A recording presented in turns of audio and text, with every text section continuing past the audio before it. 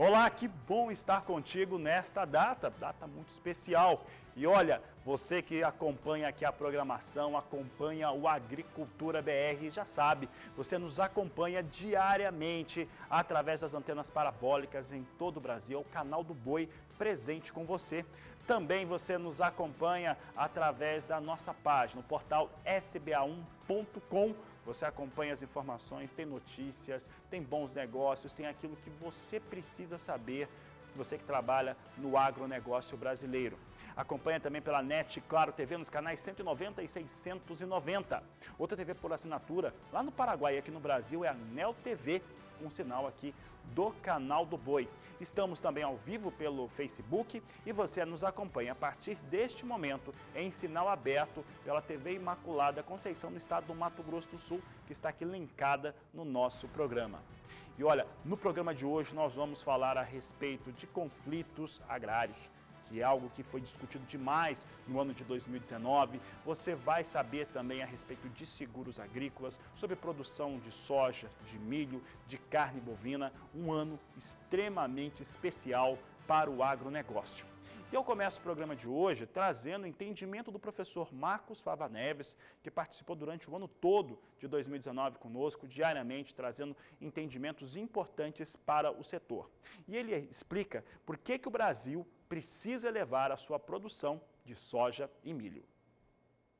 A coisa que o Brasil mais precisa agora é crescimento na produção de milho e de soja, porque você tem a demanda forte vinda de todas as direções, desde o mercado internacional até o mercado interno, e nós acabamos ficando sem grãos.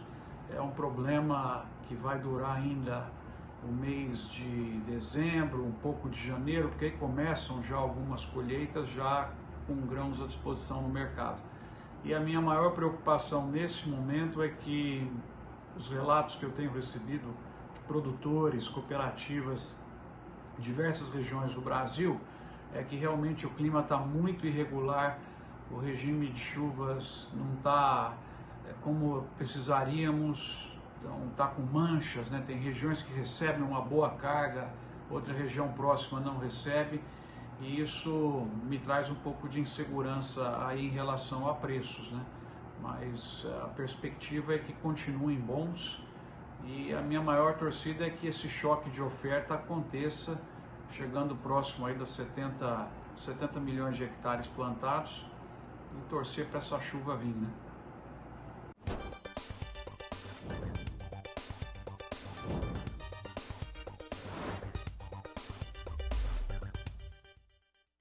Nós vemos aqui que o grande tema não tem a ver, uma ligação direta com a mudança em si, mas com a velocidade da mudança. Então, quando você pensa na atividade pecuária, por exemplo, você pensa numa atividade que ela é plurianual, que ela é multifatorial. Existem momentos que a arroba sobe, momentos que a arroba, vamos dizer, se mantém, porque cair é uma coisa que não é comum no nosso país, mas a fazenda ela é exposta, por exemplo, ao clima, à qualidade do solo, às condições mercadológicas, exportação. Então, você tem um ambiente que é um ambiente absolutamente complexo e esse gestor precisa ter a fazenda na mão para que de alguma forma possa responder essa complexidade e manter o que é mais importante, que é a margem. A atividade pecuária entrega para os profissionais uma margem de 4% sobre o que vale a propriedade e mais de 20% sobre o que vale o gado. Então nós estamos falando de uma atividade como um negócio praticamente imbatível para os profissionais que lidam bem com essa complexidade, vamos dizer assim.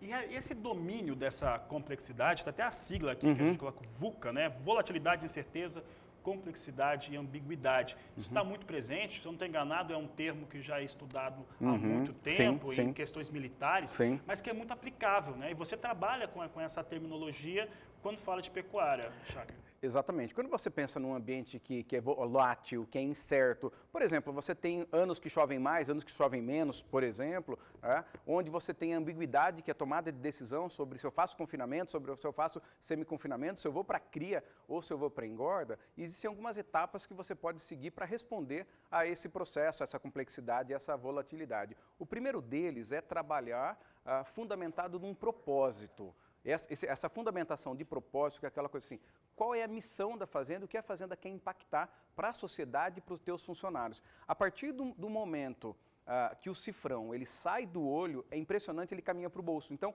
fazer algo bem feito, levar uma transformação para a sociedade, ter uma elevada velocidade de adaptação. E eu só tenho velocidade de adaptação quando eu tenho uma equipe, um time que não precisa de chefe, ou seja, criar um time autônomo. E para criar um time autônomo, por exemplo, eu preciso delegar poder, criar o senso de dono. Então, a pessoa tem que ser dona. Então, você tem o dono da fábrica de ração, você tem o dono do desempenho do gado, você tem o dono do manejo do curral. Então, quando você cria um ambiente onde quem trabalha com você tem capacidade de decisão, tem espírito de dono, você tem todos os números na mão, faz periodicamente a revisão de tendência trimestral, sempre analisando os próximos 2 anos, essas incertezas, não que elas mudam, mas pelo menos você consegue gerenciá-las de uma forma diferente, ou seja, você tem mais segurança na hora de tomar a decisão, porque você consegue entender a fazenda através dos números. Esse é o ponto mais importante. Ter número para tomar a decisão ajuda a lidar com essa complexidade toda.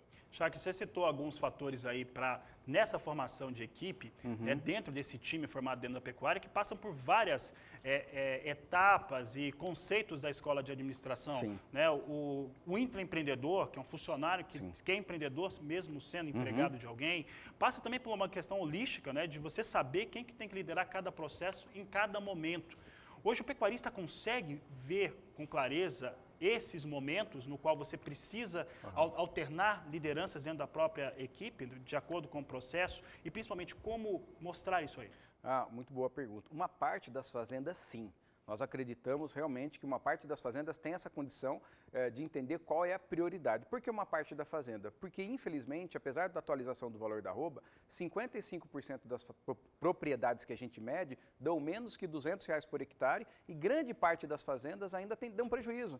Né? Então, esse pequeno percentual que é próximo a 6% que percebeu isso, ele não tem mais tarefa na fazenda, ele tem missão. Então, não é mais salgar o coxo, por exemplo, ou fazer a suplementação. É ter uma missão de engordar o gado. E não é só engordar o gado com margem, né? É engordar o gado com responsabilidade ambiental. Então você passa a entender que ter valores claros, princípios que são permeados para toda a equipe, ter velocidade de adaptação às mudanças e conseguir justamente entender que é um processo absolutamente profissional, que não é mais para amador. E quando eu falo profissional, é ter meta, é ter reunião semanal de atualização do que é para fazer na semana, reunião mensal de atualização gerencial, revisão trimestral de tendência, visão de DCN. Fala, mas Antônio, como que eu vou fazer uma visão de 10 anos se muda tanto? Você tem uma visão e conforme as coisas vão se atualizando, você atualiza a sua visão. Não é não ter visão. Então, o processo é justamente esse. Ter velocidade de atualização com foco na margem e nos valores. O processo muda, mas o foco no resultado não. Esse é o resumo da história. Como formar ou melhorar o pecuarista, o gestor, dentro dessas fazendas, a partir deste momento, desse desafio lançado? Legal. Existe uma regra que a gente estabelece dentro da nossa empresa, que é o método 3x3 de desenvolvimento profissional. Então, assim, as fazendas que colocam em prática esse método 3x3 evoluem muito. Então, a primeira etapa do método 3x3 é visitar por ano pelo menos 3 fazendas que já fazem algo que ele ainda não faz ou conseguiu resultados que ele ainda não tem. Então, visitar quem faz. Segunda etapa do método 3x3, receber pelo menos 3 visitas por ano de colegas, de consultores, da turma da indústria, para ir para a fazenda e entender o que ele está fazendo e sugerir melhora. E o terceiro 3 do nosso método 3x3 é fazer curso, participar de eventos, como vai acontecer hoje, por exemplo, ler livros. Então, quando você tem o método 3x3, você se desafia a fazer sempre mais, a fazer sempre melhor. E principalmente ter realmente metas desafiadoras. O que manda a fazenda para frente são as metas desafiadoras. Que no caso da pecuária, por exemplo, é matar um boi com 20 meses, 20 arrobas, com margem de 20%, é desmamar 170 quilos de bezerro por vaca exposta, é produzir acima de 20 arrobas por hectare. Então, essas metas desafiadoras, com uma equipe com senso de dono, visitando fazendas, recebendo visita e querendo ser melhor a cada dia como valor principal, ou seja, aprender a aprender e aplicar, é o que a gente entende que vai fazer com que se possa responder esse novo mundo. O que está acontecendo hoje, na verdade, não é algo específico, é que a mudança ela sempre aconteceu, agora ela só é muito mais rápida, esse é o ponto. Chacre, vamos pensar aqui num cenário que nós temos hoje, no qual você tem exigências ambientais e comprovações. Sim. Não basta só fazer, você tem que mostrar Sim. que está cumprindo aquilo que é exigido. De ser competitivo num cenário em que a demanda por grãos internacional é elevadíssima. Você tem, então, um custo de produção elevado, Sim. você tem que formar uma equipe com essas características que você citou há pouco, como que e uma mudança muito forte, né? Porque o mercado muda, a exigência do consumidor também. Qual seria o grande desafio, pensando em todos esses parâmetros, para o pecuarista, para a pecuária brasileira? Ah, legal. O que a gente pode ver assim dentro desse aspecto de alta dos insumos, que eu brinco assim que o boi tem um superpoder que é transformar capim em carne, que é energia. Então, quando você olha o aumento dos insumos, o principal elemento da pecuária é a pastagem. Então, quando a gente analisa esse processo, pelo menos pelos nossos números, 85% da produção de arrobas da fazenda deve ser em ambiente pastoril, em pastagem. E faz com que a gente possa, independente dessa alta dos insumos, entender que eu atualizo o meu modelo de produção. Não é tentar comprar mais barato,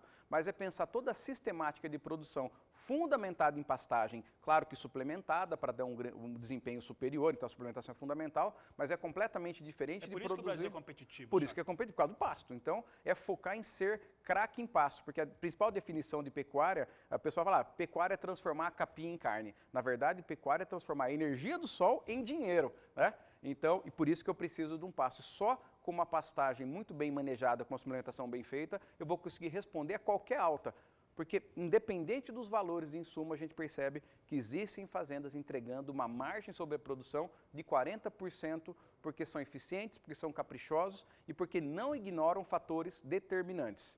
Esse é o ponto. O principal fator ignorado, infelizmente, na pecuária é a qualidade do manejo de pastagem e a estratégia de entre-safra.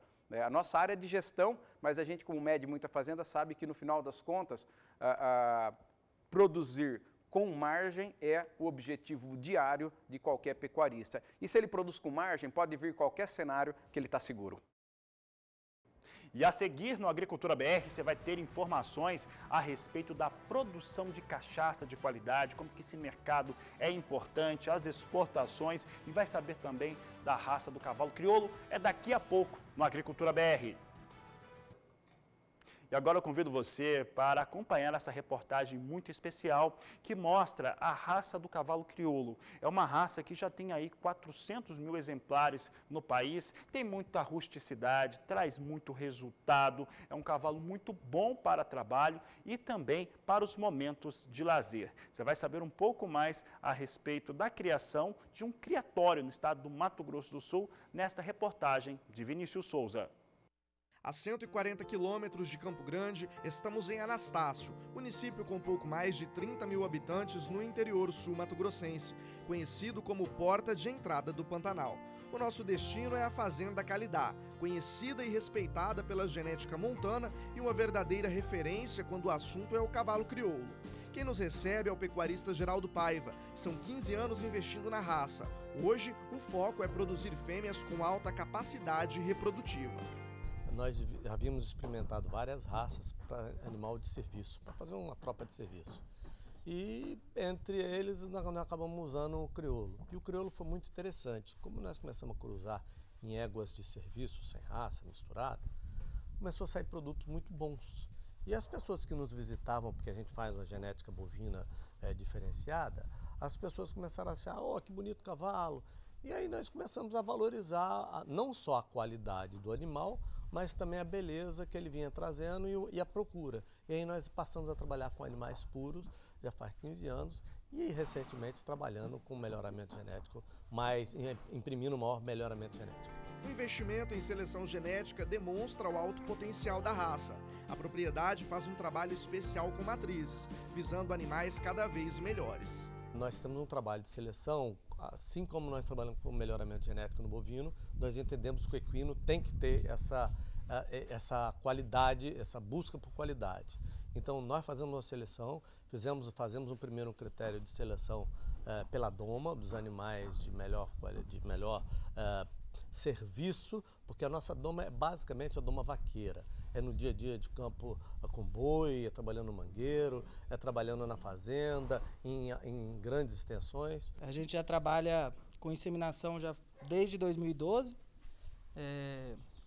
Inclusive, eu acho que a gente, dentro do crioulo, a Qualidade é onde nasceu um dos primeiros produtos aqui no estado, oriundos de inseminação, né? E aqui, assim, a facilidade, assim, a técnica, a biotécnica de reprodução, todas elas, desde inseminação, quanto inseminação de semi-congelado, e agora a gente faz transferência de embrião também aqui. E são técnicas que já são conhecidas no mercado, já tem muita gente que faz no estado, né? No cavalo crioulo tem alguns técnicos que fazem, tem algumas cabanhas que fazem, a gente é uma delas. O cavalo crioulo tem características próprias, como por exemplo o formato triangular da cabeça, as ganachas mais desenvolvidas e as orelhas pequenas. Além disso, os detalhes técnicos também contribuem para a confirmação de um animal legítimo da raça. É por isso que o Rafael e o Lucas, da Associação Brasileira de Criadores de Cavalos Crioulos, acompanham de perto cada um dos equinos. Nós somos como se fosse uma certificação de registro desses animais, como se fosse um cartório, a associação, onde tem os técnicos que fazem um serviço a campo, que vão ser avaliados, vão ir avaliar esses animais, ver se tem as características ideais dentro do que a raça busca. Desde a alçada, que é a medida de cernelha, medida torácica, medida de canela e a conformação desses animais, linhas de equilíbrio, de aprumos e caracterização racial. Em números totais, hoje a raça é uma das maiores do país. São cerca de 400 mil animais espalhados pelos estados brasileiros. Um dos principais pontos que contribuem para esse crescimento é a variabilidade genética, somando para a potencialização. Ele tem uma relação muito grande com a pecuária, principalmente pela aptidão vaqueira que tem. Ele vem crescendo muito nas regiões de criação de gado e de pecuária. Então o Centro-Oeste não foi diferente, principalmente o Mato Grosso do Sul, ele teve os maiores índices de crescimento da raça nos últimos anos. Para uma criação de sucesso, a gente sabe que existem pilares que são fundamentais. Falando do cavalo crioulo, a gente entende que uma das principais funções aí para que o animal seja criado da melhor maneira, primeiro é a genética, a nutrição e principalmente a mão de obra. O Edilson, que está aqui do meu lado, vai falar para a gente um pouquinho disso, porque ele já trabalha aqui na Qualidade faz algum tempo. Edilson, qual que é a principal dificuldade que vocês encontram na mão de obra com o cavalo? Olha, no momento eu não sei dizer dificuldade, né? Porque são uns cavalos bem dóceis, uns cavalos bons de trabalhar no campo, de boa função, resistente, né? Então não tem dificuldade, né? São uns cavalos bem tranquilos de trabalhar. E na hora de fazer a doma? Olha, na hora de fazer a doma, esses cavalos a gente começa a domar eles com 2 anos de idade. E a gente usa ele no serviço para inseminação, negócio de ATF, transferência de embrião. E a gente trabalha com 2 animais por peão. E isso entra semana e sai semanas. E eles aguentam o ralo bastante. São os cavalos de bastante resistência. Altamente preparada. É assim que se define a raça crioula. Animais dóceis, de fácil adaptabilidade e rústicos. Seja para competições ou no trabalho do dia a dia no campo, como essas imagens que você vê na tela, o animal exibe todo o seu potencial. E dessa maneira eu encerro a nossa reportagem. Direto da Fazenda Qualidade, em Anastácio, Mato Grosso do Sul, Vinícius Souza.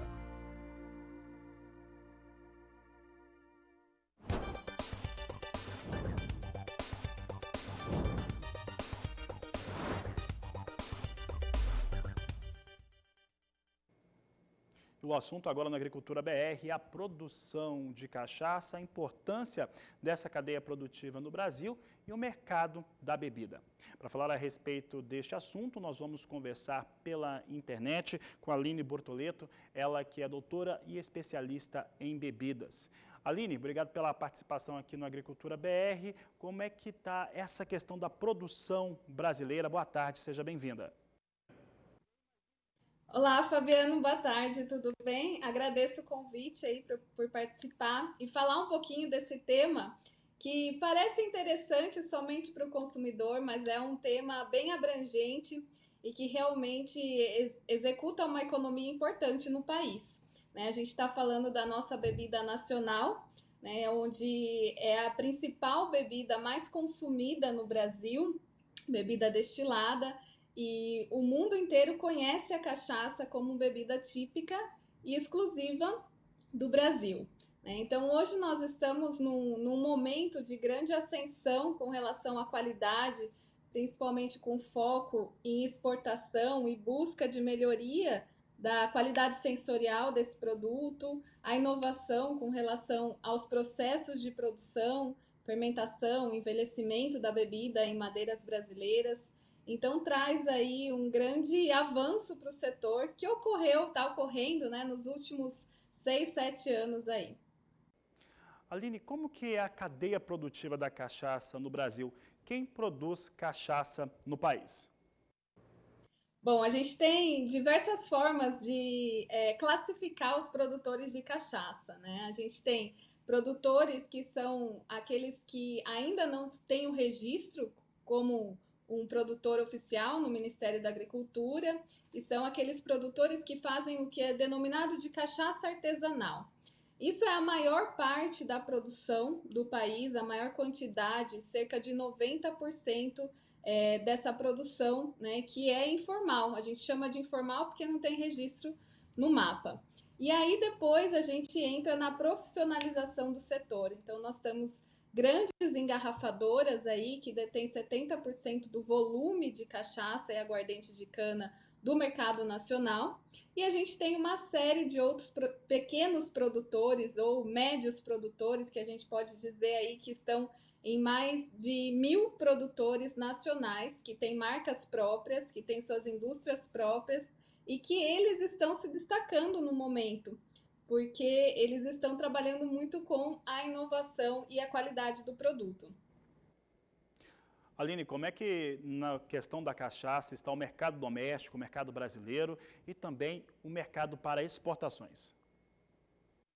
Bom, Fabiano, a gente está num momento bom para essa apresentação internacional da cachaça. Nós estamos vivenciando agora uma grande tendência mundial dos destilados vindos da cana-de-açúcar. E a cachaça é o maior destilado no mundo, né, produzido a partir da cana-de-açúcar. A gente está no 4º lugar de destilados mundiais, então ali na frente vem 2 bebidas de origem asiáticas, o beiju, o soju e a vodka, que é uma bebida internacional e produzida praticamente em todos os países, e depois vem a cachaça. Então nisso a gente destaca grande importância, até mesmo frente ao rum, né, porque o rum, a gente pode dizer que é primo da cachaça, né, um destilado produzido a partir da cana-de-açúcar, e nesse momento esses destilados estão com grande importância internacional, né? Quando muitos países, como na Europa, nos Estados Unidos, está aumentando muito o consumo desses destilados, o que faz o mercado externo olhar mais para a nossa bebida, buscar essa qualidade, buscar essa forma de diferenciação, e principalmente focado no que é brasileiro, né? Então, o que é brasileiro é exótico, tem um apelo sustentável no mercado externo, e isso traz aí grande influência para que nós possamos, né, mostrar ainda mais a qualidade dessa bebida. Aline, para mostrar mais a qualidade dessa bebida, como é que é o trabalho da cadeia produtiva junto com as agências de promoção, como a Apex, Ministério da Agricultura e também outros que podem estar envolvidos no processo?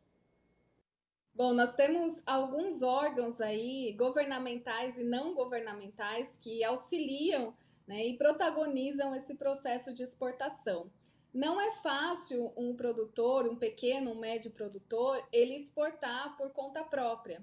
Então tem que ter todos esses trâmites internacionais, mas tem que ter principalmente quem goste do seu produto lá fora e quem esteja aí, como é um produto diferenciado no mercado, a gente tem que ter quem receba esse produto e seja responsável pela comercialização no país de destino. Então, é algo assim um pouco complexo, mas que a gente tem conseguido levar grandes marcas aí para fora do país. Quando eu falo grandes marcas, né, de pequenos e médios produtores, porque na realidade nós temos as marcas que detêm o mercado, que são 4 grandes, que exportam com facilidade, mas elas têm pouca diferenciação do produto, principalmente para fazer a caipirinha, né? Então tem aquela cachaça branca típica, né, para fazer a caipirinha.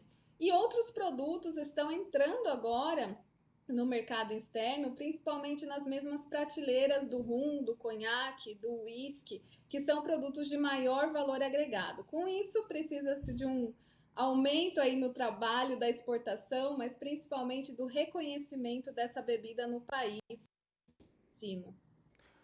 Obrigado, Aline Bortoleto, falando conosco um pouco a respeito da cachaça brasileira, mercado interno, mercado de exportação. A seguir no Agricultura BR, você tem uma entrevista muito especial que eu fiz com a Luana Ruiz, advogada, especialista em direito agrário. Ela vai falar sobre os absurdos que aconteceram e que seguem ocorrendo em torno de invasão de terras por parte de indígenas. Então, daqui a pouco, você vai poder rever essa entrevista aqui no Agricultura BR, que vai para o intervalo e volta já.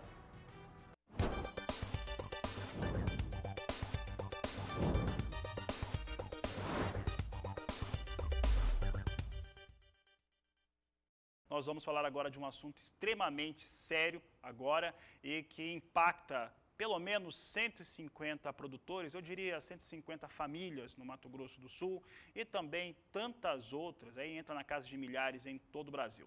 A invasão de terras, o não direito à propriedade, o desrespeito ao direito à propriedade, situações que revoltam as populações, deixam com medo quem está no campo, que está sempre descoberto, não tem guarda, porque o policiamento é muito mais complicado. Vamos falar agora da invasão de terras por indígenas no Mato Grosso do Sul, que vem acontecendo. Você já acompanhou nas últimas semanas aqui uma série de reportagens feitas por Vinícius Souza e Gadiel Chaparro, e agora nós vamos entrar nesse assunto de uma maneira um pouco mais aguda, um pouco mais profunda.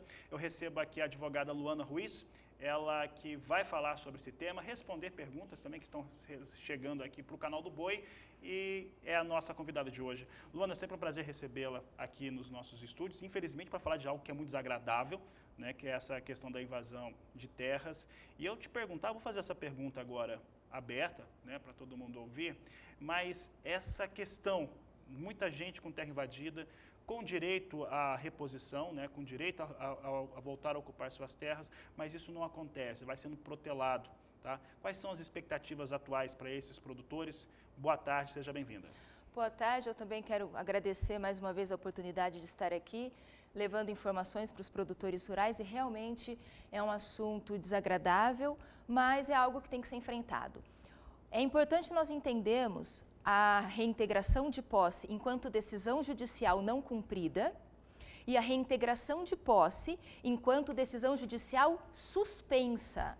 Porque o que nós temos hoje é, as reintegrações de posse são julgadas procedentes, o Poder Judiciário, na primeira instância, e no TRF3, no Tribunal Regional, em regra, deferem a reintegração de posse, e chega no STF e o Supremo, em uma suspensão de liminar, suspende aquela reintegração de posse. Então, não se tratam de decisões não cumpridas. Se tratam de decisões suspensas pelo próprio Poder Judiciário, que havia dado a primeira decisão determinando a reintegração de posse. Isso tem que ficar muito claro, porque passa uma impressão de que o governo federal não está agindo. Por que governo federal? Porque demanda toda uma estrutura do governo federal na questão de policiamento para o cumprimento das reintegrações de posse. E é muito importante nós separarmos o que é decisão judicial não cumprida e decisão judicial suspensa. O Mato Grosso do Sul hoje enfrenta liminares ou mérito que determinam a reintegração de posse, mas que foram suspensas pelas Cortes Superiores, no caso pelo Supremo. A culpa está na mão da Suprema Corte. Eu vou fazer essa pergunta agora sobre a Suprema Corte, sobre o STF. Antes eu vou pedir para a minha equipe de produção, pode colocar as imagens aí do que vem acontecendo no Mato Grosso do Sul. Nós temos áreas invadidas, áreas de produção de milho queimadas, nós temos máquinas agrícolas apedrejadas, gente passando todo tipo de aperto no campo. Mas aí eu completo essa pergunta, o que acontece no STF, na Suprema Corte Brasileira, para que chegue lá e se suspenda, chegue lá e não dê andamento àquilo que é direito desse cidadão? Eu entendo que um equívoco ou uma anomalia jurídica. Eu não tenho como responder o que acontece na cabeça daqueles ministros para analisarem uma situação como essas que vocês veem aí, de um absurdo, de um abuso, de um desrespeito, de agressões que os indígenas cometem, e pelo simples fato de serem indígenas, a Suprema Corte entende que eles teriam legitimidade, que seria uma luta legítima por direitos. E as decisões de suspensão de reintegração de posse, em regra, são pautadas na arguição de risco à ordem pública, ou seja, os índios prometem resistir ao cumprimento das decisões, prometem suicídio coletivo, prometem derramamento de sangue, e o Poder Judiciário, para evitar um problema maior, que é a ameaça dos próprios indígenas de derramamento de sangue, sob o argumento de protegerem a ordem pública, suspendem as reintegrações de posse. É um entendimento que eu vejo como um entendimento fora do nosso ordenamento jurídico. A desordem pública já não ocorreu? É uma inversão. A desordem pública é a invasão. A desordem pública é a manutenção da invasão. Mas o Supremo tem uma leitura diferenciada que ele diz que não, que o cumprimento da reintegração de posse é que vai ferir a ordem pública porque os índios prometem resistência. Não consigo explicar o que acontece na cabeça, o que acontece nessa forma de entendimento de juízes, desembargadores e, em especial, dos ministros do Supremo, que vem suspendendo as reintegrações de posse sob esse argumento. E é importante nós separarmos de forma muito radical direito territorial indígena. Existe sim um direito territorial indígena, previsto na Constituição, naquelas áreas em que há posse tradicional indígena, isso é uma coisa. Outra coisa muito diferente é a ação humano-militar, a tomada da posse na força, ao arrepio do devido processo legal, que é a invasão de propriedade privada. Então, direito territorial indígena, do artigo 231 da Constituição Federal, e invasão de propriedade privada não guardam qualquer relação. Um suposto direito territorial indígena não tem condão, não tem força de legitimar um ato violento e ilegal de invasão. Luana, vou dar sequência, vou trazer aqui, inclusive, a pergunta de uma telespectadora e que acompanha sempre nós por aqui, a Vanilda, você conhece ela deu bom dia, hoje ela conversou comigo cedo, pediu para perguntar a você, Luana, se você sabe ou tem conhecimento do presidente Jair Bolsonaro, já que a sua família esteve reunida recentemente com ele, estiveram na semana passada também com o general Heleno, sobre a gravidade dessas incessantes invasões que ocorrem, caso elas não cessem. E ela traz aqui um dado que é importante, né? Os produtores rurais e muita gente que está no campo tem ali a sua guarda, porque não tem policiamento, então tem a sua guarda da sua propriedade, da sua casa, da sua família, através, muitas vezes, né, a maior parte das vezes, por armamento legalizado, que é o que a lei permite. Os indígenas não, e eles já estão armados há muito tempo, é por isso que eles também fizeram essas invasões de terra. O que você traz desse ponto aqui, Luana, por favor? Bom, a ida a Brasília e a possibilidade de diálogo com o presidente da República, que aconteceu efetivamente na semana passada, a pauta foi um pleito, não só do estado do Mato Grosso do Sul, mas um pleito do Brasil, levando ao presidente da República algumas problemáticas que estariam na mão do Poder Executivo. Não podemos confundir as coisas e levar ao presidente da República um pleito para dizer: presidente, você precisa organizar a casa e cumprir as reintegrações de posse. Como pode o presidente da República ou a Polícia Federal, dentro da estrutura do Executivo, ou o presidente da autarquia, no caso a FUNAI, promover uma reintegração de posse que tem um óbice, e esse óbice é judicial. A caneta da decisão, a caneta da solução das invasões está na mão do Supremo, que suspendeu as reintegrações de posse. Pedir ao presidente da República que promova a reintegração de posse de algo que o Supremo já disse que não vai acontecer, é pedir ao presidente da República que descumpra a decisão judicial. Então, a primeira pauta que eu sempre destaco a importância de todos aqueles que vão levar um pleito aos agentes públicos é: leve ao agente público o pleito daquilo que está na mão daquele agente. Em relação à presidência da República e a todas as propostas do presidente da República, e é muito importante, por isso que eu diferenciei direito territorial indígena e invasão de propriedade privada. Não existe por parte do governo federal uma negação de direitos indígenas. Muito pelo contrário, nós estamos assistindo propostas do governo e ações do governo respaldando os direitos indígenas. O que o governo não admite, e com razão, é o caos e a invasão. E o pleito levado ao presidente da República em relação à questão específica das invasões, nós já tivemos por parte do presidente da FUNAI uma orientação de que invasões de propriedades por indígenas integrados, ou seja, cidadãos brasileiros, indígenas que sabem bem o que estão fazendo, que isso não será trabalhado pela Procuradoria Federal Especializada da FUNAI em ações possessórias. Ou seja, a FUNAI, que é o governo, certo? É uma autarquia do governo federal, a FUNAI não vai, a Procuradoria Federal da FUNAI, que é o seu corpo jurídico, não vai defender nos processos as invasões de propriedades privadas. Isso é caso de polícia. Não existe no ordenamento jurídico nenhuma previsão que coloque a invasão de propriedade ou a entrada nas áreas sob força ou uso de violência, não existe nenhuma previsão legal que coloque isso como um direito. Não sendo um direito, não cabe à Procuradoria Federal da FUNAI ir nos processos contra os produtores, buscando legitimar essas invasões. Isso já é algo da Presidência da República, do governo federal e representado, porque existe a desconcentração e descentralização do poder, então quando uma autarquia toma uma atitude, é uma ação do governo federal, então nós já temos esta orientação do presidente da FUNAI. E, por incrível que pareça, esta orientação do presidente da FUNAI, que diz simplesmente que a FUNAI não vai mais defender ato criminoso de invasão, essa orientação foi questionada pelo Ministério Público.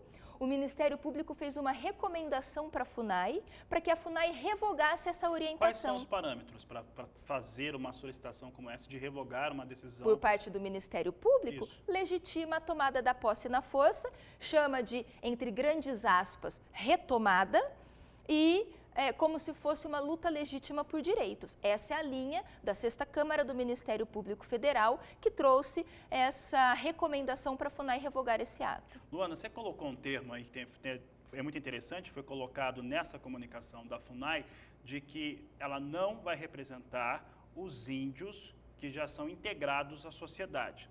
E aí eu sei que tem muita gente no Mato Grosso, estava olhando o telefone agora, o WhatsApp, o Instagram, e está bombando, o pessoal está assistindo mesmo.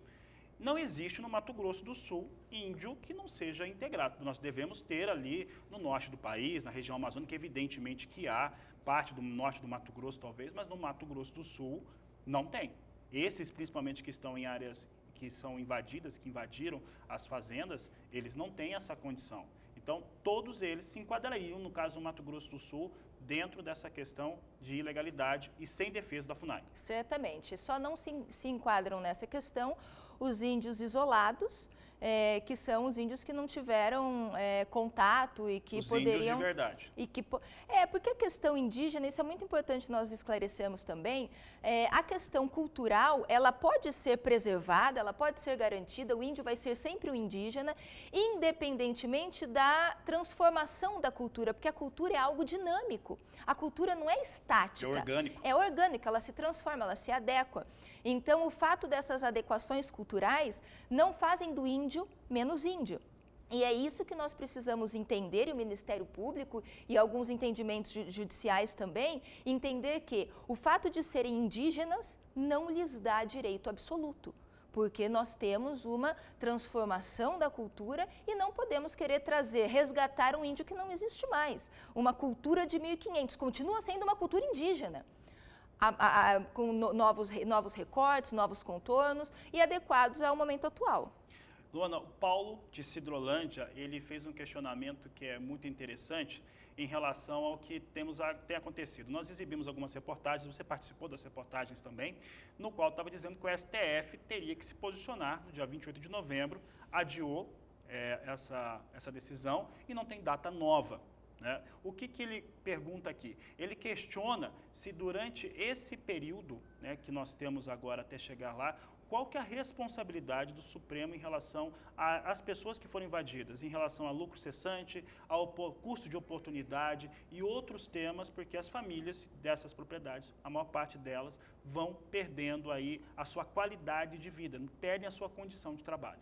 A responsabilidade efetiva jurídica do Poder Judiciário, do Supremo, no caso, é nenhuma, né? Porque o julgador, ele julga e impõe deveres e obrigações para as partes, para ele mesmo, nenhuma. Então, no momento, nós temos um Supremo que tirou de pauta, foi retirado de pauta a questão da repercussão geral, que vai rediscutir o marco temporal, e as decisões judiciais, com exceção desse caso que tem repercussão geral, as decisões judiciais elas são voltadas para os casos concretos.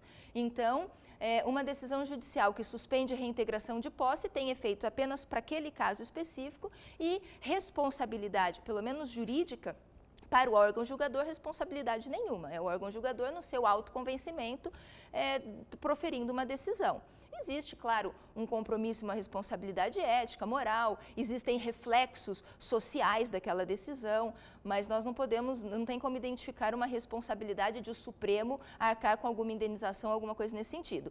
Daí porque, inclusive, o fundamento desta orientação do presidente da FUNAI, de que a FUNAI não vai defender judicialmente os atos de invasão. Porque o que vem acontecendo? Decisões judiciais condenando a FUNAI a indenizar os proprietários. Então, as invasões defendidas pela FUNAI, defendidas pelo poder público, estão acarretando ônus ao erário. E é com essa questão de razoabilidade que a FUNAI, então, disse, olha, a partir de agora, nós temos a invasão de propriedade privada como ato ilícito e não será defendido pela FUNAI, mesmo porque não pode um gestor público colocar em risco o erário, que é o que vem acontecendo na questão das invasões. Em relação a essa retirada de pauta, essa questão não vai tratar de invasão. E eu vou repetir, a terceira vez vou repetir que é muito importante nós termos isso em mente. Direito territorial indígena, marco temporal, proibição de ampliação, indigenato, esbulho renitente, Raposa Serra do Sol, condicionantes do Supremo, isso é uma coisa. Invasão de propriedade privada, retomada, luta legítima por direitos, isso é outra coisa. Nós não podemos permitir, como vem fazendo o Ministério Público Federal, a Sexta Câmara do Ministério... Este ano de 2020, Luana, eu sou leigo, evidentemente, na questão do direito, mas eu nunca tinha visto, presenciado tantos processos chegando, ou tantas solicitações, tantos posicionamentos chegando no Supremo contrário ao direito de quem tem terra. Nunca aconteceu isso, pelo menos a visão jornalística nunca tinha acontecido. E chega aí no que eu quis, onde eu estava trazendo, essa diferenciação ela é muito importante, porque quando eu pego a invasão de propriedade e contamino ela com direito indígena, qualquer palavra contra é uma palavra contra os indígenas. E não é isso que se pretende. Ninguém quer uma decisão contra os direitos dos indígenas. Ninguém nega os direitos dos indígenas. O que nós não podemos admitir é que, pelo simples fato de serem indígenas, passem a ter direitos que são verdadeiras anomalias porque não estão no ordenamento jurídico. Para o produtor rural que está nos assistindo, Luana, e até encerrando aqui a última pergunta que eu vou fazer a você, para o produtor rural que está nos assistindo, para quem está nessa condição, infelizmente, é algo que sensibiliza a todos, mas para quem está nessa condição, para quem está nos acompanhando, qual que deve ser o comportamento do produtor rural ou de quem está com terra invadida? Como que nós devemos nos portar num momento como esse? Paciência, expectativa boa e esperança. Por quê? Porque foram mais de 30 anos de construção de políticas esquerdas, de políticas socialistas, de políticas de direitos de minorias, de toda essa onda. Para você ter uma ideia, o Estatuto do Índio é de 1973, a tese do indigenato é de 1912, de João Mendes Júnior. Então, nós começamos a ter no Mato Grosso do Sul o pool de invasões a partir da década de 90. Quantas décadas trabalharam nos bastidores para conseguirem colher hoje, em favor do caos e da desordem, essa realidade de proteção das invasões. Então agora nós estamos virando essa página, partindo para um novo contexto, e esse novo contexto precisa de tempo para ser construído. Em 2 anos e pouco mais, menos de 2 anos do novo governo, para desfazer, para se livrar de uma herança maldita de governos anteriores, o tempo é muito curto. Existe uma necessidade de reconstrução. E isso está acontecendo, é nítido. Acabei de lhes trazer aqui um ponto específico, nós podemos elencar centenas de outros, mas um ponto específico de conduta deste governo, não, e repito, não negando direitos indígenas, mas negando invasão como sendo algo legítimo, como é essa orientação da FUNAI. Só que os atos administrativos, para eles surtirem efeito e chegarem até nós, que estamos aqui na base, demandam tempo, demandam uma tramitação, demandam um trâmite de processos judiciais, por exemplo, para que esses atos reflitam naqueles nossos processos. Então, o que eu tenho a dizer para todos os que estão invadidos, isso eu estou dizendo hoje, e se nós pegarmos nos históricos, nos meus históricos aqui, dialogando aqui no canal do Boi, em diversas outras oportunidades, eu sempre falo, desistir não é uma opção. No governo do PT, no governo Lula, no governo Dilma, eu dizia, desistir não é uma opção. E não é mesmo, e agora com ainda mais ênfase, desistir não é e nunca será uma opção para o produtor rural que tem título, que rega a sua terra com seu suor, com seu trabalho, nós vamos virar essa página. A seguir, você vai acompanhar uma reportagem especial sobre o sorgo pantaneiro. Vai saber também como que a utilização de pó de rocha tem dado muito resultado no campo. Eu vou para o intervalo comercial e volto em instantes.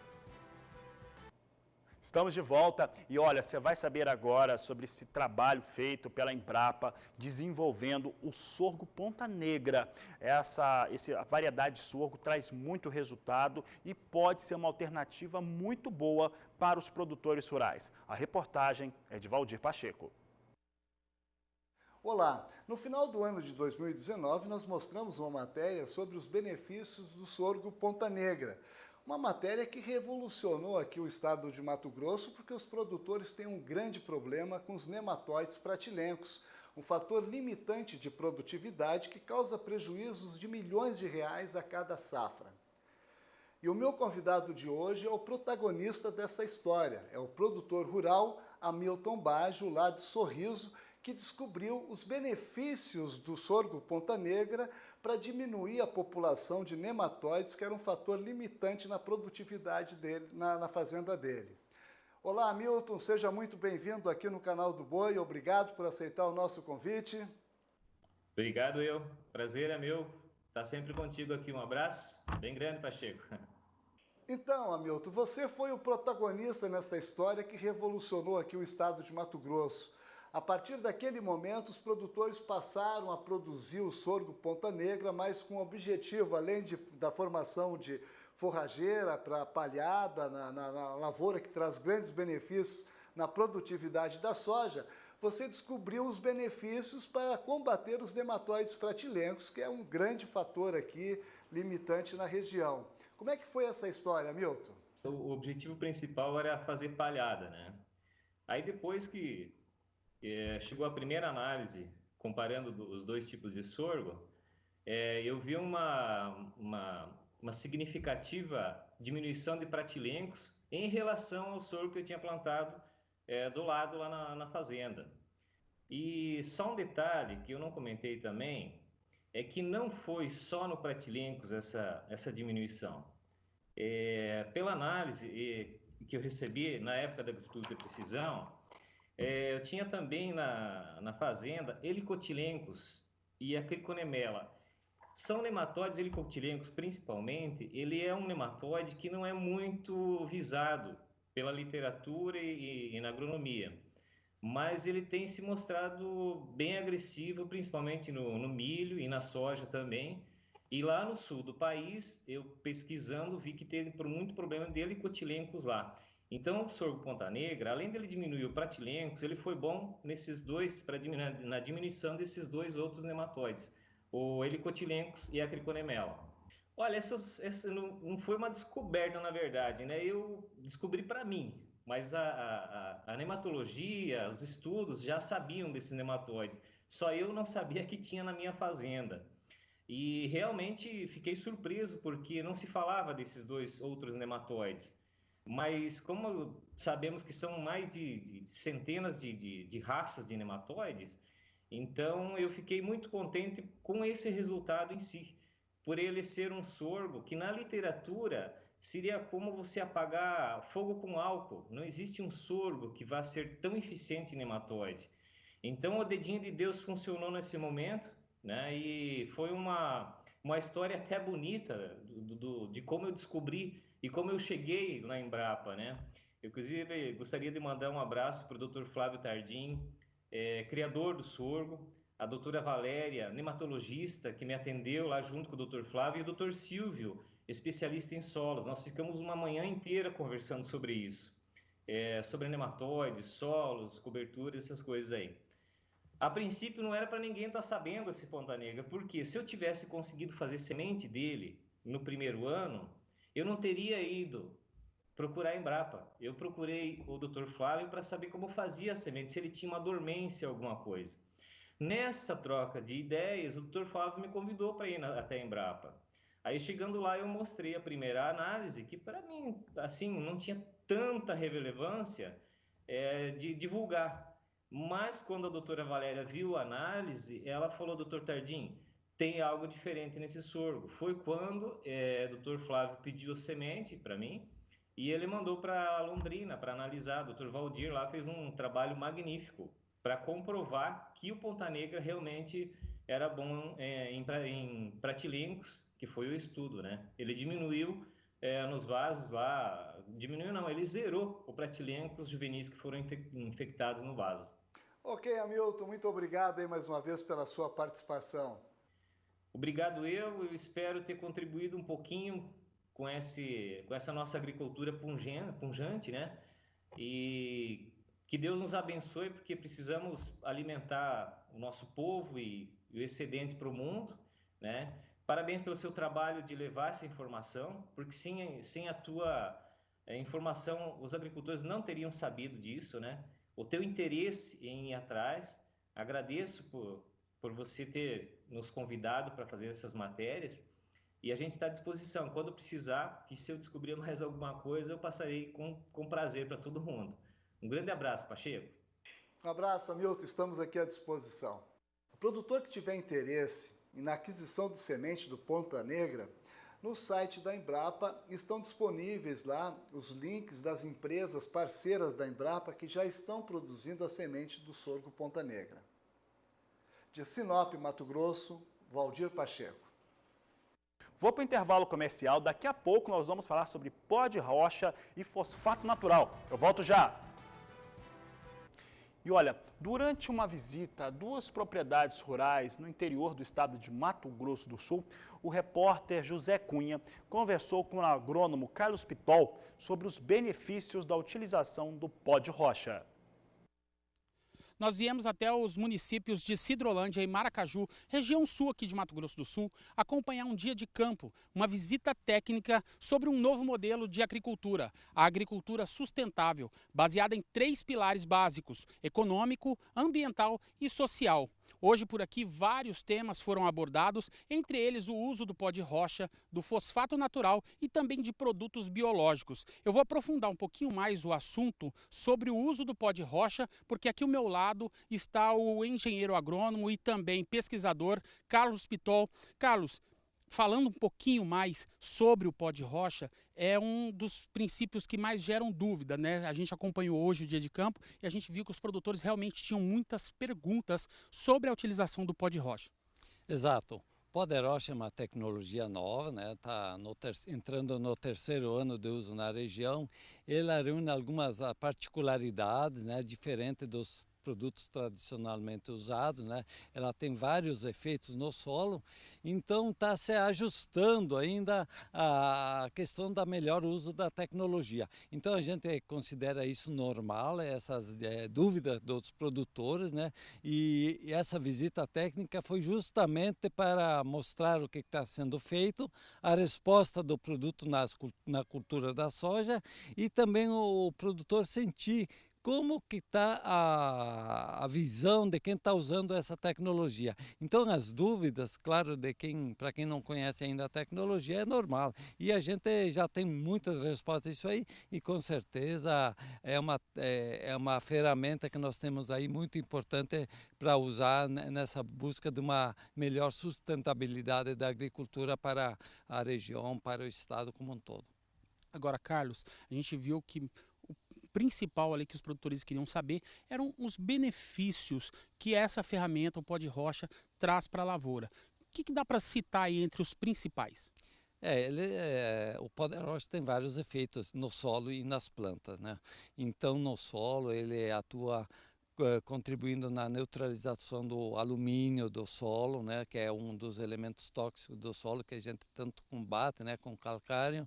Ela ajuda a equilibrar a nutrição da planta, fornecendo muitos micronutrientes e também através do silício atuando na neutralização do alumínio tóxico no solo, né? Então são vários efeitos que ele causa e além disso na planta ela contribuindo uma melhor nutrição da planta, vai dar mais saúde para as culturas, para resistir mais a praga e doenças, além de tolerância à seca, né? Então o pó de rocha às vezes é difícil de entender porque ele tem efeitos amplos, às vezes numa cultura ele manifesta alguns efeitos e outros não, então tem que ir acompanhando a cultura, vendo o que acontece para ir vendo quais os efeitos que ele vai resultando. Agora você citou aí a importância dos vários micronutrientes que são componentes do pó de rocha, mas entre eles um dos principais, o silício, como você disse. Qual que é a importância principal do silício nesse produto, nessa ferramenta? O silício é um dos principais, diríamos, macronutrientes para a planta e para o solo. Então, ele tem sido pouco valorizado dentro da ciência agronômica até hoje, né? Mas ele é de fundamental importância para dar resistência à planta, tanto à seca como a questão de pragas e doenças, né? E além de ser um elemento nutricional que é importante não só para a planta, mas também para os animais que consomem os produtos da agricultura, né? Outro assunto também muito debatido foi a questão do calcário. O uso do pó de rocha substitui o calcário? Qual que é a diferença entre utilizar o calcário ou o pó de rocha? Na verdade, ele pode substituir em parte o calcário. Então, na construção da fertilidade, quando nós entramos em áreas novas, ele pode dividir com o calcário esse efeito de correção de solo, né? Então, você divide as doses entre os dois produtos, conforme as condições do solo. Em áreas agrícolas já bem estabelecidas, ele pode substituir o calcário em maior proporção, né? Uma coisa importante é que o pó de rocha ele praticamente não tem contraindicação em termos de dosagem, como é o calcário, que tem que ser usado mais criteriosamente, né, por causa dos desequilíbrios nutricionais. O pó de rocha, como ele é mais equilibrado em termos de nutrientes e ele também é de solubilização mais lenta, ele não provoca esses desequilíbrios. Então ele o uso dele é mais dinâmico, vamos dizer assim. A questão de dosagem é mais variável sem causar problemas de desequilíbrios na fertilidade do solo. Agora, com relação ao adubo, o adubo é utilizado normalmente, ou a diminuição do adubo também gera aí uma redução dos custos e o pó de rocha pode substituir a adubação. Bom, o pó de rocha ele contribui com um pouco de fertilidade, só que essa fertilidade que tem no pó de rocha não é suficiente para manter a produção agrícola, né, de produção de grão, principalmente nas grandes culturas. Então, o pó de rocha, pelos efeitos que ele dá no solo, ele vai racionalizar o uso da fertilidade que tem no solo, né? melhorando a disponibilização tanto do fósforo e do potássio, que são os dois principais nutrientes, e com isso melhorando essa eficiência da fertilidade que tem no solo, ele vai depender menos o uso de fertilidade. Então você pode inicialmente aproveitar a reserva que tem no solo e depois você vai passar a fazer a manutenção da fertilidade, mas em quantidades menores de produto, de tanto fósforo como potássio, assim como de outros micronutrientes. Por que isso? Porque o equilíbrio da fertilidade evita a planta extrair excessos, né? Em demasia alguns elementos, principalmente no caso do potássio. Agora, a gente sabe também que os solos argilosos, né, eles têm ali um teor já de nutrientes ali. Isso influencia, o solo mais argiloso influencia na quantidade do pó de rocha ou no teor do pó de rocha? A textura do solo, né, ela influencia um pouco. Então nós temos hoje como parâmetro, né, que onde você aplicaria 5 toneladas de pó de rocha por hectare em solo argiloso, você em solo arenoso, em função da melhor reatividade nesse solo, 3 toneladas, né? Então há essa relação. Na verdade, no pó de rocha não se usa, não é tão matemático o negócio que nem é no caso do calcário, né? São outros aspectos que são considerados, né? Então o pó de rocha pode ser usado assim, não tem quantidade assim limitante, né? Que vai causar problema, desequilíbrio. Então a gente usa muito no aspecto econômico, é o aspecto técnico associado ao econômico, até onde a dosagem é econômica ou passa a ser antieconômica. O solo arenoso responde melhor ao pó de rocha. Ele tem uma reatividade melhor. E qual que é a dosagem que o produtor, como que o produtor faz para saber qual que é a dosagem que ele deve utilizar na propriedade dele, levando em consideração que cada planta responde de um jeito, cada solo também tem uma característica, como que o produtor pode fazer essa conta? Olha, eu preciso usar quantidade X de pó de rocha aqui para poder ter o resultado que eu quero. Bom, tem alguns aspectos que podem ser levados em conta, né? Que uma é a questão da atividade biológica do solo, né? Então, tendo mais micro-organismos ativos no solo, vai ter uma reatividade maior que, logicamente, você poderia usar quantidades menores de pó de rocha e talvez com mais frequência. Mas são questões meio relativas porque tem a influência do aspecto operacional também, né? Sempre que você vai fazer uma operação de distribuir pó de rocha, você vai ver se vai jogar uma quantidade menor ou maior, conforme a sua capacidade operacional. Mas, assim, o que podemos dizer é que, baseado em resultado de pesquisa, comportamento das culturas e nos trabalhos feitos pelo produtor também, né, já assim, ajustados a nível produtor, a gente trabalha em média no primeiro ano que vai colocar pó de rocha, colocar em torno de 5 toneladas. E aí depois de 4, 5 anos que voltaria a colocar mais pó de rocha nessa área. Isso serve também para o produtor que trabalha no modo convencional de agricultura e está migrando para o modo sustentável? Quanto tempo ele leva para ver um resultado realmente? Olha, tem casos aí que no primeiro ano nós já observamos os resultados, porque eles podem aparecer de várias formas, durante o desenvolvimento da cultura, na fase final do ciclo da cultura e às vezes se reflete em produtividade já no primeiro ano. Mas geralmente não se espera aumento de produtividade no primeiro ano, né? Geralmente é a partir do segundo ano que esses benefícios começam a surgir. Olha, o solo brasileiro, o solo de trabalho do produtor rural, no Brasil, se caracteriza muitas vezes pela baixa fertilidade. Pensando nisso, a Agraer, que é a agência de pesquisa e de extensão rural do estado de Mato Grosso do Sul, tem trabalhado numa pesquisa com a utilização de fosfato para a melhoria desses solos. É o que nós vamos conferir na reportagem de Caio Rodrigues. É em Campo Grande, Mato Grosso do Sul, que está sendo conduzida a pesquisa que visa avaliar o efeito de diferentes doses de fosfato natural de rocha.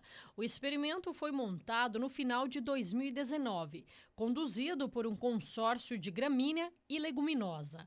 A ideia é disponibilizar para o produtor rural uma tecnologia acessível, de baixo custo, onde o principal elemento é o fosfato. Isso aqui serve tanto para o agricultor familiar, que é o público da Agraer, o produtor de leite, como para o médio e para o grande produtor.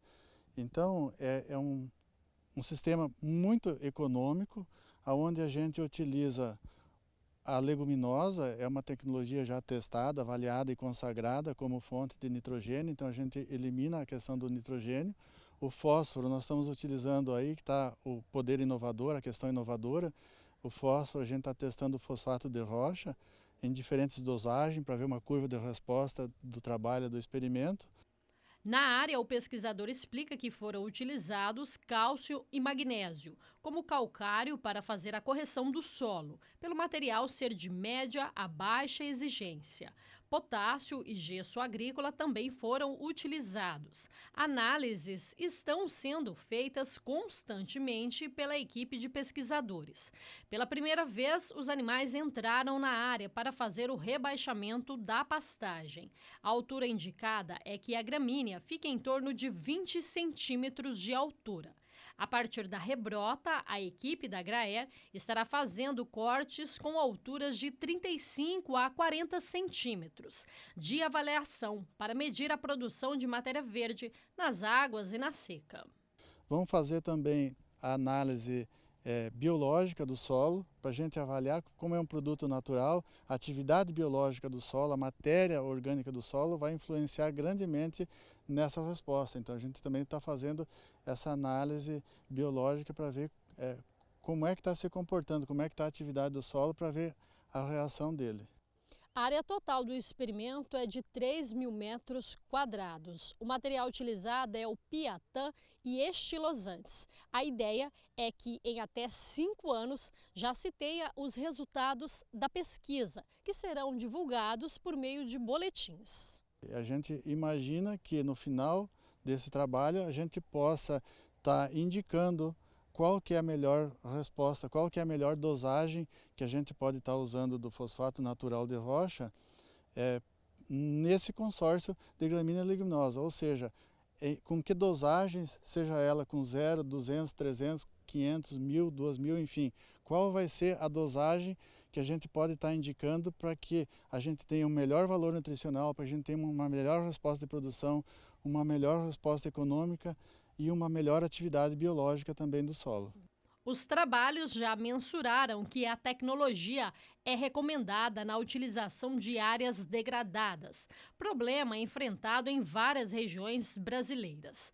A pesquisa sozinha não avança, as parcerias entre instituições públicas e privadas por aqui fazem a diferença. Temos a participação da empresa Eden, que está produzindo hoje o fosfato de rocha, que está financiando a parte de recurso financeiro do projeto. Nós temos colegas aqui dentro que são mais especialistas nessa parte do silvopastoril, na parte da produção, que estão prestando colaboração também no projeto. Nós temos especialistas na área de solos aqui dentro da Agraer, que junto com a universidade, a UEMS lá de aqui da UAN, o professor está dando uma grande colaboração nos trabalhos aqui dentro. Além disso, nós temos também os pesquisadores da Embrapa, que também estão nos auxiliando aqui nos trabalhos. Além dos nossos servidores aqui da Agraer, nós temos, cabe lembrar aqui, os reeducandos do sistema prisional, que eles têm prestado, através do convênio com o governo do estado, um grande trabalho aqui dentro, nos auxiliando com mão de obra para ser possível a realização desses trabalhos que vocês estão vendo aqui hoje. Aqui nós estamos associando uma gramínea com uma leguminosa. Você tem uma fixação de nitrogênio, basicamente pela leguminosa. Você tem a forragem, que é o volume de pasto pela gramínea. E com isso você consegue produzir carne, produzir leite a um custo muito barato. Ou seja, retorna para o produtor brasileiro, para o produtor em termos no aspecto econômico. Então, o Brasil é um país que gerou tanta tecnologia tropical, mas nós temos milhões de produtores rurais que não têm acesso a ela. Por isso que aqui no canal do Boi nós sempre estamos prestigiando isso, mostrando isso. Para quê? Para que ele veja um caso de sucesso. Só que tem 90 dias, 100 e poucos dias plantado. Você vê o vigor. No Brasil, a cada ano, cerca de 1,5 milhão de hectares de pastagens são transformadas em áreas de agricultura. A tecnologia do experimento poderá ser utilizada na atividade.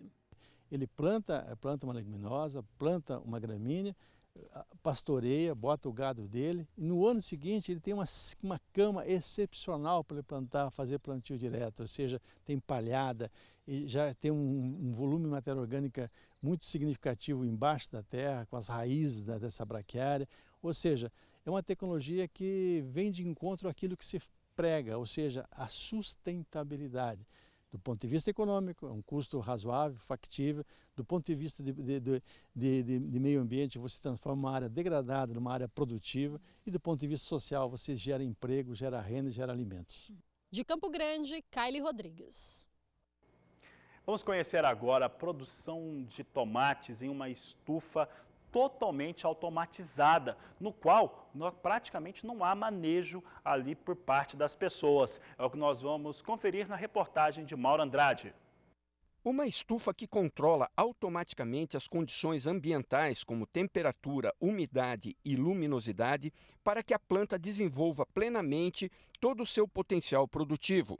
Nós estamos numa estufa de tomate de alta tecnologia, 100% condições controladas. E eu vou conversar com Alexandre Turquino, que é engenheiro agrônomo responsável por essa estufa, e nós vamos conhecer como que é o manejo do tomate aqui dentro. Alexandre, 100% automatizada, como é que isso funciona? Essa estufa, como eu te falei agora há pouco, essas plantas são atletas de alta performance. O que significa isso? Você dá a condição ideal para ela produzir o máximo possível e mais longevidade. Então, uma planta dessa produz em torno de 6 meses e normal é de 2 meses, né? Então, você dá a temperatura, a umidade perfeita, a adubação perfeita. Luminosidade também. Então, o que acontece? A gente tem um software, né, que controla tudo. Tudo está interligado nesse software. As informações que a gente coloca no software, que é? A gente tem uma estação meteorológica fora da estufa e dentro da estufa. Com essas informações que mede temperatura, velocidade do vento, direção do vento e luminosidade, esse software ele deixa aqui dentro da estufa um clima ideal para o tomate e adubação também ideal para crescer e para ver essas plantas lindas que estão aqui com essa produção perfeita. Importei esse software de Israel, o computador, né, o software de Israel, e a estrutura é francesa, né, uma empresa francesa chama Richelle. Então, a gente tem aqui no Brasil representante dessas duas empresas. Então, eu fiz essa soma aí dessa estrutura, que você vê a altura dessa estrutura. A gente tem aqui um pé direito, que a gente fala, de 6 metros, né, e lá em cima chega até a 8,5 metros. Então, é muito alta essa estufa. Então, a gente pode controlar o clima muito melhor. Essa estufa produz 10 vezes a mais por um simples aspecto. Eu produzo muito mais longevidade. Eu colho em torno de 6 a 7 meses colhendo. E uma estufa normal colhe em torno de 3 meses, né? E a colheita é muito maior. Então a gente pode falar que aqui nessa estufa de altíssima tecnologia é 10 vezes mais a produção. Apesar da estufa ser quase toda automatizada, alguns manejos ainda necessitam de funcionários. O que eu preciso de funcionário? A colheita, né? A colheita é manual. E o plantio é manual e o tutoramento da planta também é manual, né? O enrolar nos fetilhos, tem que desbastar alguma coisa, então essa parte é tudo manual. Mas 80% é automático, que é a fertirrigação, a adubação, abertura de janela, fechamento de janela, não precisa ninguém ficar apertando o botão, nada. É automático. É tudo automático, né? E sem erro, né? Isso que é importante.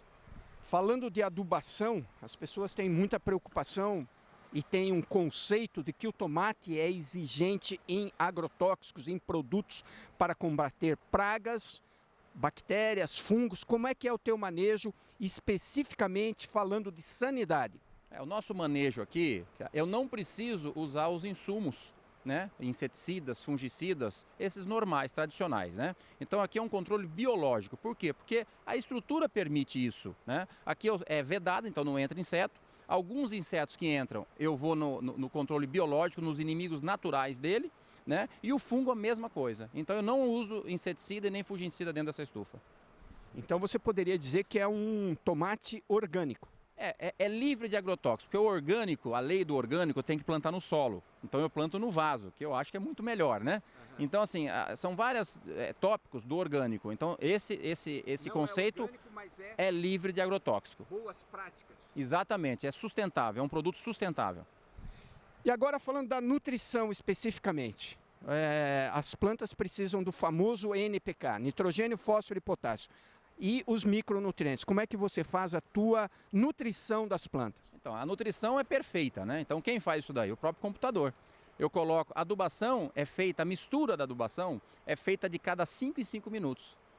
Ela leva em consideração a temperatura, a umidade, o tamanho da planta, se está florescendo, se está colhendo. Então, ele formula a adubação de cada 5 em 5 minutos. Por que eu falo que é 5 em 5 minutos? Porque a adubação vai de 5 em 5 minutos. Então, ela calcula na hora e vai um dia que está um sol igual hoje, temperatura, calor, né? A fisiologia da planta. Então, aí tem que mais nitrogênio, mais fósforo, ele controla. Um dia nublado, está chovendo, é outra adubação. Então, ele vai mudando a adubação de 5 em 5 minutos.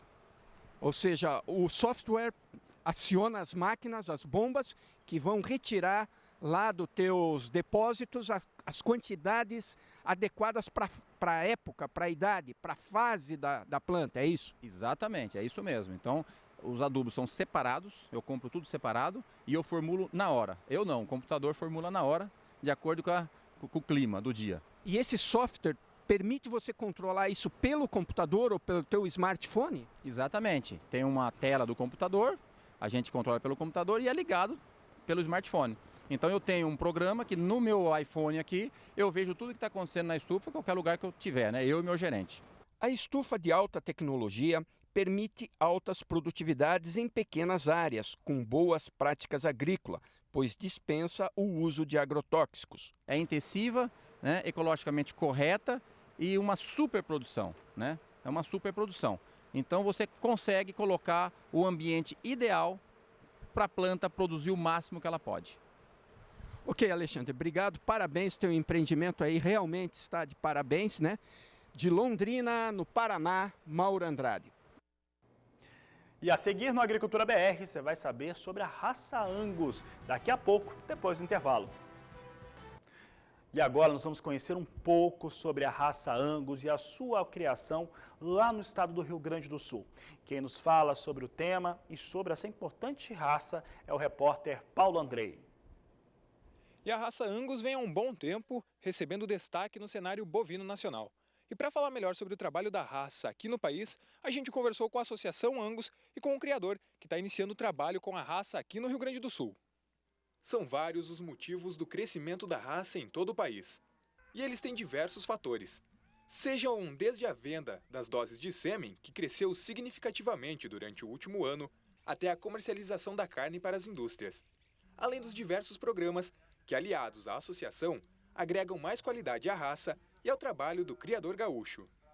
A raça Angus, como todos já conhecem, é uma raça muito utilizada em pecuária de corte, não só aqui no estado do Rio Grande do Sul, mas em todo o Brasil.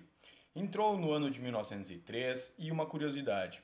Em 1963, quando a Associação Brasileira de Angus foi fundada, ela era a 4ª ou 5ª raça criada no estado. Hoje é a raça taurina mais criada e mais utilizada, pois somos campeões na venda de sêmen, não só no Brasil, mas aqui no estado do Rio Grande do Sul também. Essa expansão, esse crescimento e essa consolidação se devem a algumas características da raça, como precocidade reprodutiva, de crescimento e terminação, rusticidade e adaptabilidade, facilidade de parto, habilidade materna e fertilidade e, obviamente, qualidade de carne. Isso fez com que os pecuaristas em geral olhassem a raça Angus de uma forma a utilizá-la para aumentar os seus lucros dentro da propriedade, sendo mais eficientes. Além disso, uma raça de corte necessita ter variedade genética, e isso a raça Angus tem de sobra, pois é uma raça cosmopolita, onde nós podemos utilizar genéticas de diversas partes do mundo para a formação da raça, bem como foi feito com a raça Angus e o que produziu animais muito bem adaptados aos nossos sistemas de produção. Essa variedade genética faz com que exista uma genética ideal para os mais diversos sistemas de produção, desde os mais extensivos aos mais intensivos, fazendo com que a raça pudesse se expandir por todo o nosso estado e se adaptasse muito bem então à nossa realidade de produção. Além disso, o programa da carne Angus, que surgiu em 2013, hoje é o maior programa de carne de todos certificados do Brasil, fez com que o criador da raça pudesse escoar sua produção tendo uma bonificação na parte final do processo, ou seja, quando ele entrega seus animais na indústria, chegando até 10% acima do valor de mercado. Os nossos diferenciais como raça aqui para o estado do Rio Grande do Sul são seu fácil poder de adaptação aos mais diversos sistemas de produção, a uma genética produzida por muitos anos aqui no estado, já muito bem adaptada, e isso é um trabalho muito árduo do nosso selecionador, que desde 74, além da sua seleção fenotípica através da avaliação do seu desempenho fenotípico, ou seja, suas características raciais, vem utilizando os dados do Programa de Melhoramento de Bovinos de Carne, o PROMEBO, nosso programa oficial, para fazer a seleção de animais de maior desempenho, ou seja, animais que ganham mais peso, animais que produzem carne de melhor qualidade.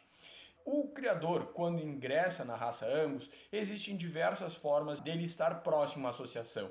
A forma mais simples é entregando seus produtos para o programa da carne Angus dentro das nossas empresas parceiras.